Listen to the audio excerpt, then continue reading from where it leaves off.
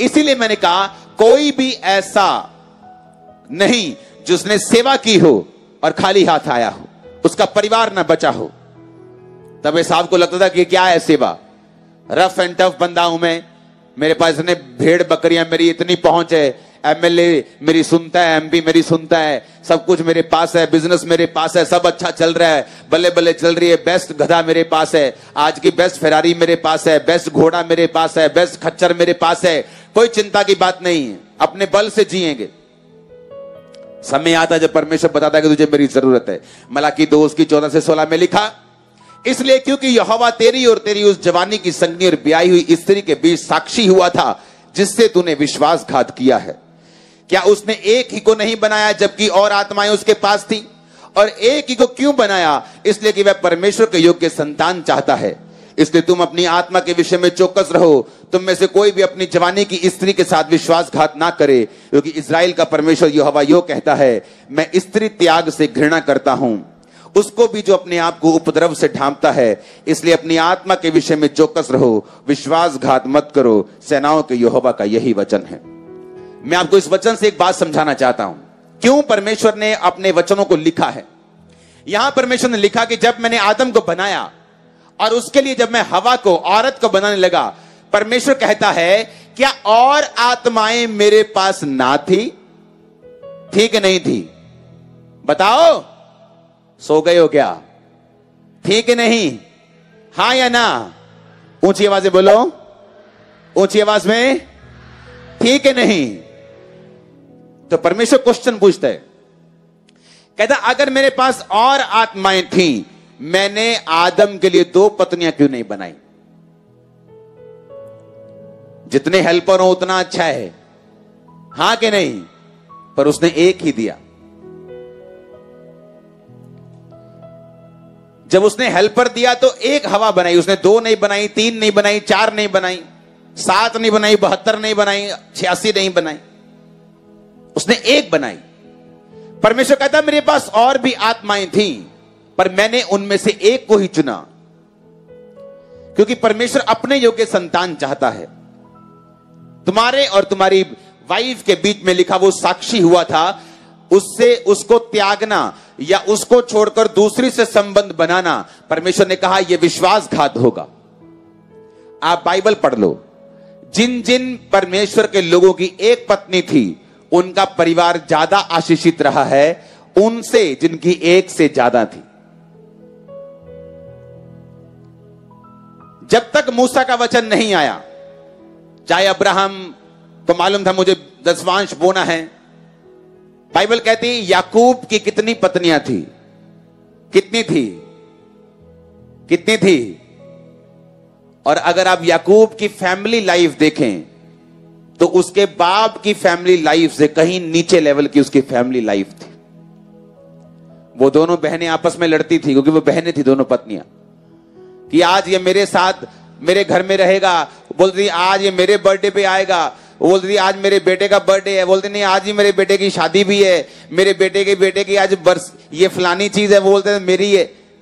याकूब इसी चक्कर में रहा, उसकी फैमिली लाइफ कभी ब्लेस नहीं रही।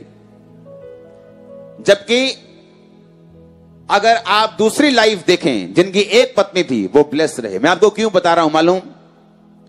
जब भी परमेश्वर आपको कोई वर्ड देता है, मैं आपको यह प्रूव करना चाहता हूं, उसमें मानने वाले का फायदा है, परमेश्वर का फायदा है, नुकसान नहीं। अगर परमेश्वर ये आपसे कहता है, उसमें आपका फायदा है।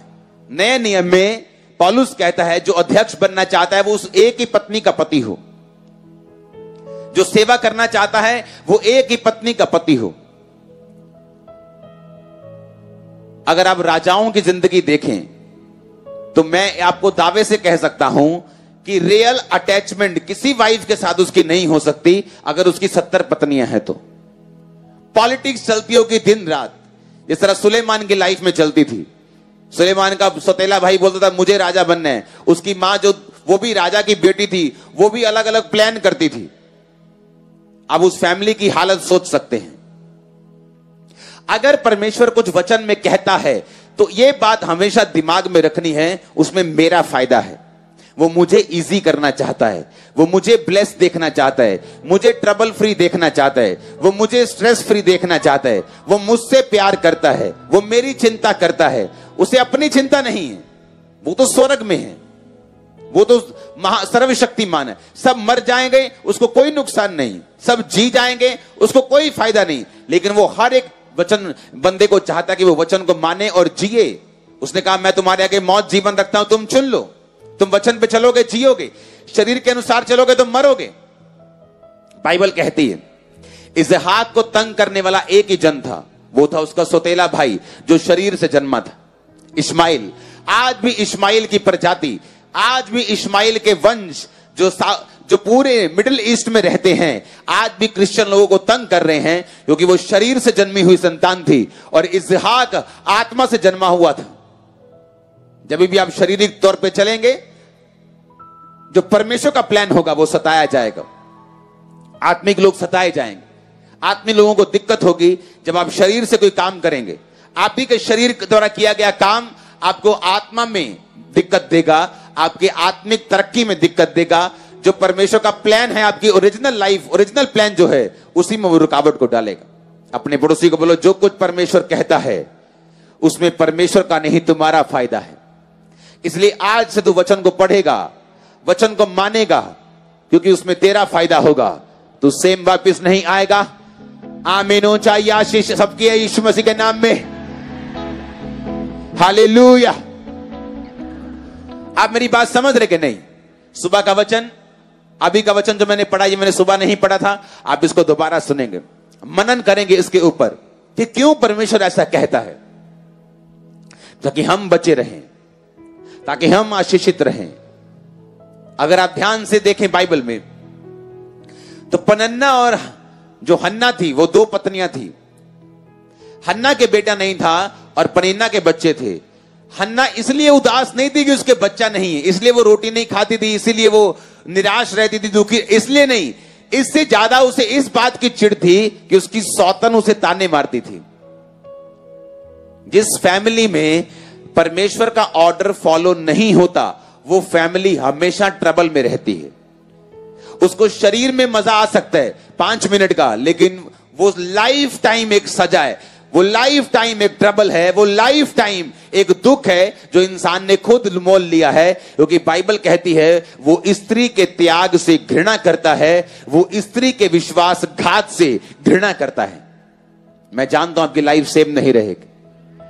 मैं जानता हूं बहुत से लोगों की लाइफ जिसे शैतान कुंडी में फंसाने वाला था, आज उसकी कुंडी जल के नाश होगी, वो शर्मिंदा होकर वापिस जाएगा। आमीन ऊंचा चाहिए चर्च मेरे को यीशु मसीह के नाम में। हालेलुया। आज से आप एक वायदा करेंगे, जो कुछ आप पढ़ेंगे आज से आप इस मेंटालिटी के साथ पढ़ेंगे, इस सोच के साथ पढ़ेंगे कि जो कुछ मैं पढ़ रहा हूं उसमें मेरा फायदा है। आमीन।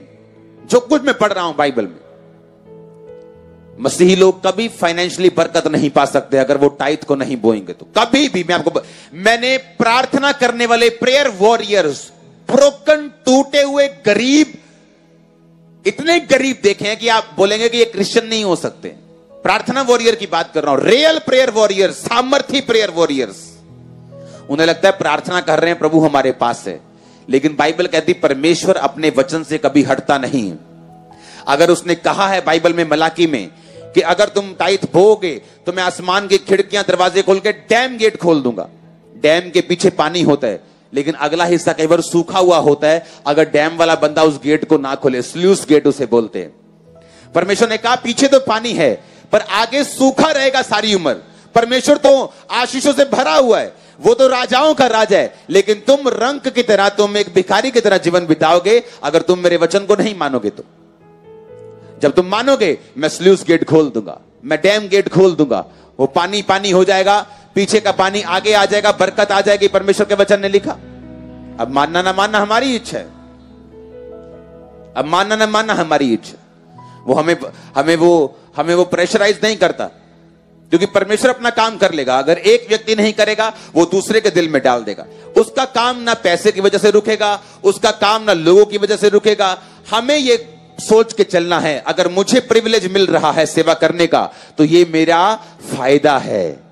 ये मेरा बोझ नहीं है। अगर मैं बोने का प्रिविलेज ले रहा हूं, मौका दे रहा है प्रभु मुझे, तो मेरा प्रिविलेज है, ये मेरा मौका है। अगर मुझे सेवा करने का चांस मिल रहा है, ये मेरा प्रिविलेज है, ये मुझ पे दया है, ये मुझ पे फेवर है, ये मुझ पे बोझ नहीं है। डिलाइटफुली, चेयरफुली, आनंदित होकर जो सेवा करेंगे उसकी सुरक्षा को देखेंगे ऐसी जो कभी नहीं देखी। आमीन हो, चाहिए बरकत तुम्हारी है। हालेलुया। आप मेरी बात समझ रहे कि नहीं? हां, ऐसा लगता है कि रात चलती रहे मीटिंग, कभी वर्शिप चलती रहे, कभी वचन चलता रहे, कभी प्रेयर चलती रहे। हालेलुया। शरीर नहीं मानता, आत्मा तैयार है। आमीन। अपनी हाथों को उठाओ। आप मेरी बात ध्यान से समझना। जो कुछ भी प्रभु आपसे कहता है वो किसके फायदे के लिए है? कहता मैं स्त्री त्याग से घृणा करता हूं, वो किसके फायदे के लिए है? तुम्हारे फायदे के लिए। हालेलुया। जिस डिपार्टमेंट में, जिस आपके बिजनेस में, जिस आपके वर्क में आपकी वाइफ, आपकी बहन, आपकी मां आपके साथ होगी, वो कहीं अधिक फलदायक होगा। उसने आपको एक हेल्पर दिया है। वाइफ सिर्फ पोछे मारने के लिए घर में नहीं है, पर इसका मतलब यह नहीं पोछे ना मारे, लेकिन परमेश्वर ने उसको आपको एक हेल्पर के रूप में दिया है। अगर आप उसको समझेंगे कि मुझे विश्वासघात नहीं करना और परमेश्वर के प्लान को आगे रख के चलना है, आप देखेंगे क्या होता है आपके घर में। चर्च आने से ऐसा क्या होता है कि आपने कई टेस्टिमनीज मैंने सुनी है कि मैं चर्च में आया, मेरा डिवोर्स कैंसिल हो गया, मेरी वाइफ मेरे पास है, हमारे बच्चे हो गए। ऐसा क्या हो गया? चर्च आने से आपको वचन पता चलता है, आपको प्रभु की मर्जी पता चलती। मैंने घरों में लोगों को घर तोड़ते हुए देखा है, मां को बेटी का घर तोड़ते हुए देखा। हर टाइम फोन पे की बनाया आज, और टिंडे बनाए, तो चिकन बनाया।